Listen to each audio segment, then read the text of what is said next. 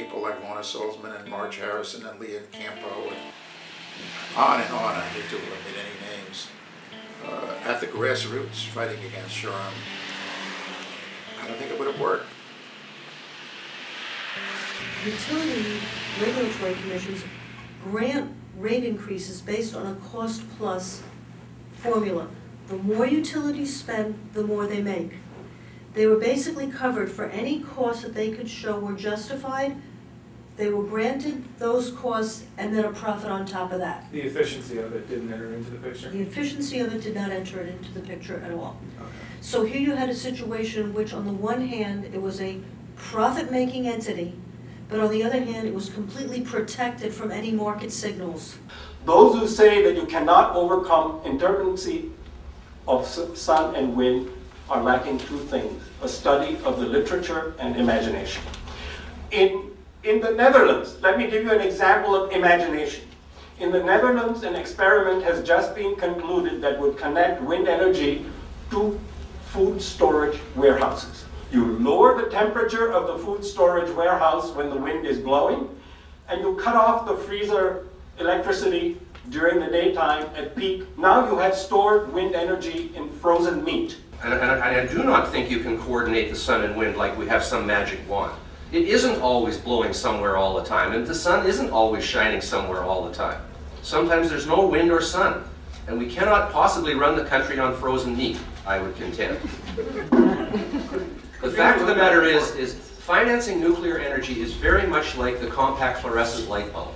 People don't like paying 5 times as much for that light bulb. But the fact of the matter is, it lasts 5 times as long and only uses 1/4 as much electricity and does pay for itself. This project which might or might not ever produce any power for people, was in fact already having a big impact on our rates. In some cases there were 30% rate increases on a yearly basis that had nothing to do with anything other than the Shoreham plant and the fact that the construction costs were mushrooming out of control. The cost plus. Right, based on this cost plus. The irony of this is, of course, that the proponents of atoms for peace promised to harness the power of the atom and that power would be too cheap to meter. And of course the irony was that in the case of Shoreham, the power was, even before the plant was even close to completion, the cost of that power was mushrooming. Even if you weren't convinced on the environmental side, all you had to do was open up your LUCO bill on a monthly basis, and you were seeing the impacts of this nuclear plant before there was even any energy produced there. I noticed Dr. Makhijani, as with many renewable energy proponents, talks about 5,000 megawatts of wind being installed. What that actually means is 1/3 of 5,000 megawatts, because those wind turbines are only working 1/3 of the time. We should not be talking about installed capacity when it comes to intermittent energy forms. We should be talking about the actual production of electricity that is coming from those machines. And I really would like to correct you. You are listening to some generic environmentalist and not to me. When I said 7,500 megawatts of wind, I did my math and I said it's equivalent to 2.5 nuclear power plants. I already divided by 3. So you weren't listening to me, but saying you have to divide by 3 because you brought some generic environmentalist. I'm an engineer first, and I speak in that capacity. If you take on a Wall Street interest, which the utility companies are, I mean, they're major components of Wall Street, I mean, you have to expect that you're going to be in for the long haul. I think the sad part of it is that we really haven't ended it because the public is still paying off that debt.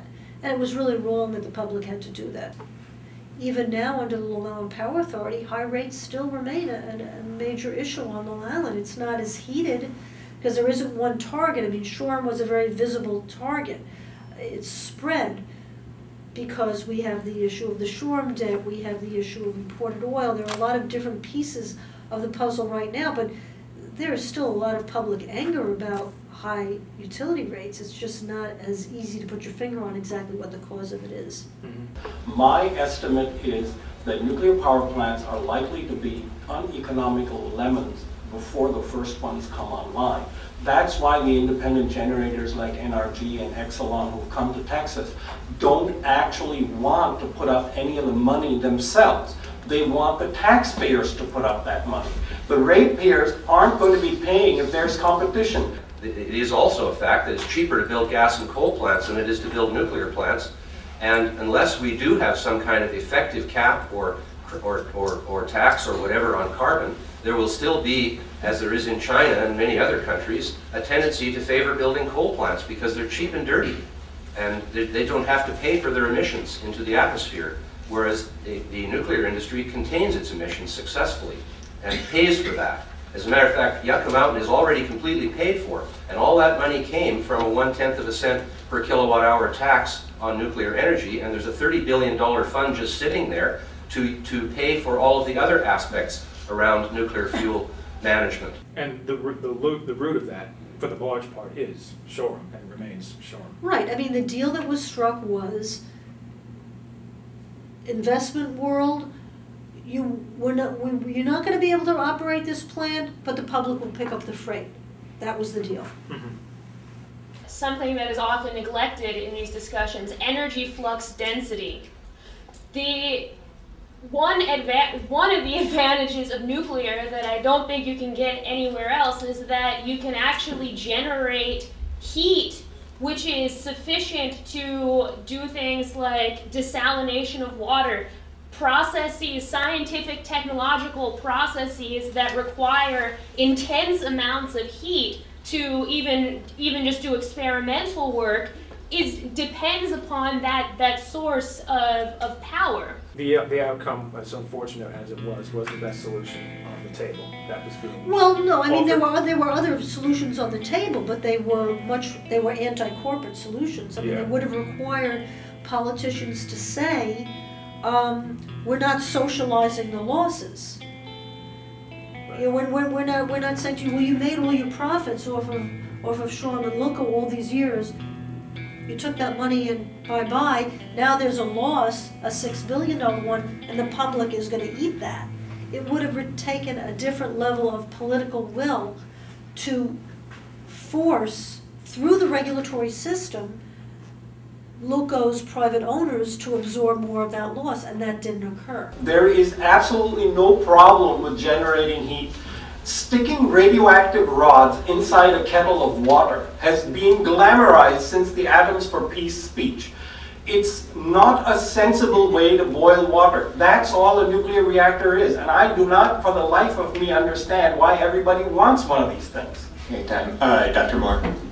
Well, actually, the future developments that will revolutionize industry include the pebble bed modular reactor, which is being developed in South Africa. It was actually a German program, but when Germany canceled all its nuclear R&D under the Social Democrat Green Coalition, they gave this project to South Africa.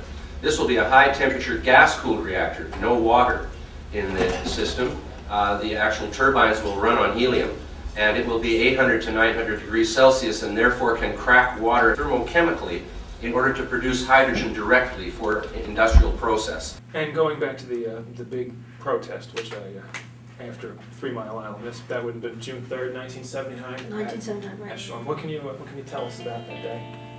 Well, I can remember that we were on the beach, and there was on the one hand a very grave awareness of the danger that this plant represented, and because of what was unfolding at 3 Mile Island, we knew that the public was being awakened, that we had a message that was based on truth, on study, and on the public interest. And now the challenge was to go out there and do the organizing. You know, I remember 30 years ago feeling like a whole new time in my life was about to begin because we had a mission. It was a very exciting, it was really a privilege to be involved because we really felt we